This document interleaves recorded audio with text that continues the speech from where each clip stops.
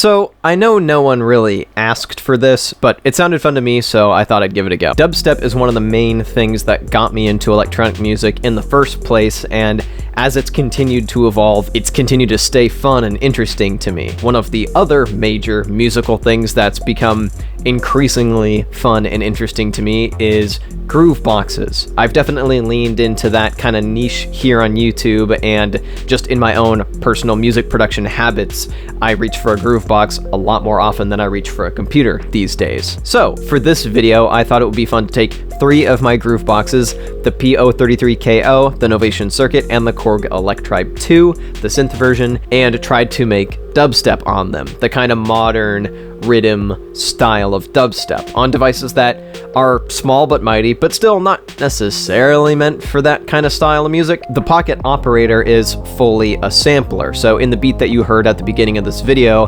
I loaded in a bunch of my own sounds from dubstep songs that I've made in my DAW, bass sounds I've made in Serum, drum sounds that I've layered up and processed into oblivion, loaded up into here, and then let the Pocket Operator chop it up, like this.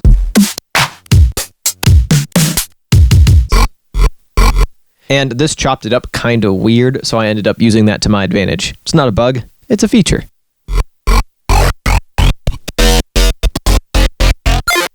From there, I was actually able to bang out a little pattern and kind of embrace the dirty, lo-fi aesthetic of this.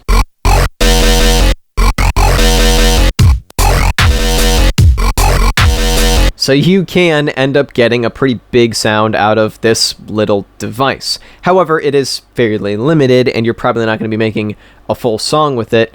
The Novation Circuit, however, is much better for kind of full song construction.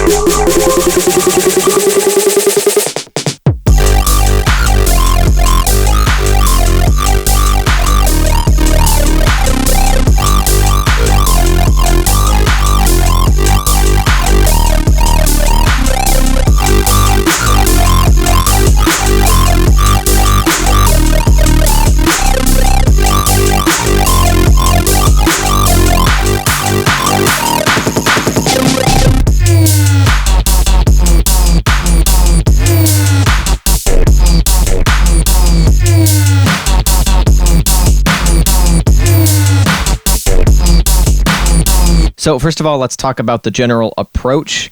The big difference in the approach here is that the circuit can't switch between synth patches super quickly, so I've got to take a more melodic route instead of a rhythmic or chaotically switching between sounds route. I was able to simulate the switching through sounds a little bit, like over here.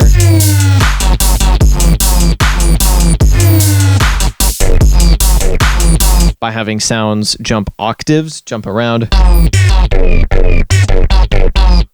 Have this be just a little punch-in element here. But yeah, I had to take a much more melodic approach with these main bass sounds. And I was pretty stoked at how beefy of a sound I was able to get, and I did this with a couple of layers.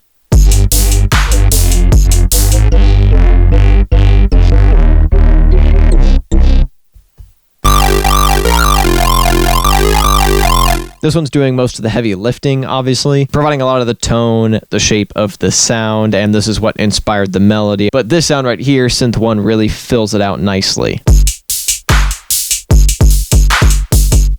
A bit of distortion going on that kick. Once again, going for a slightly more lo-fi approach.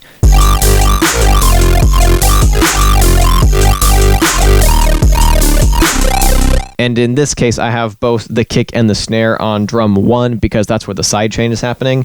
So when the snare kicks in, it still ducks the bass. And finally, I want to talk quickly about this build here. This accomplishes a couple of things. First of all, it brings in the main bass. So it starts off very muted, so you might mistake it for just a filtered down version of the original bass. So this is kind of transitioning you away from the breakdown sounds and into the sounds that you're going to hear in the drop. Then I have this automated. The pitch of the snare here, automated over the course of these 8 bars, works very nicely as a riser, just using all stuff built into the circuit. And finally, let's get to the jam on the Korg Electribe.